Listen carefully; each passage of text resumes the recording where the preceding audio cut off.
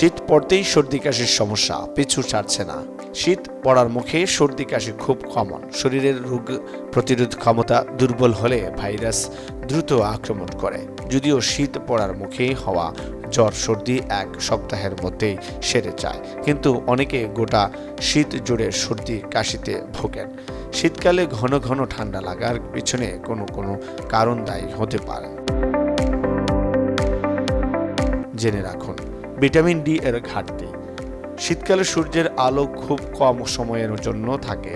যেহেতু সূর্যালোকই vitamin D এর একমাত্র উৎস, তাই এই ঋতুতে অনেকের দেহেই ভিটামিন ডি এর ঘাটতি দেখা যায়। অন্যদিকে দেহের রোগ প্রতিরোধ ক্ষমতা গড়ে তোলার ক্ষেত্রে ভিটামিন ডি এর বিশেষ ভূমিকা পালন করে।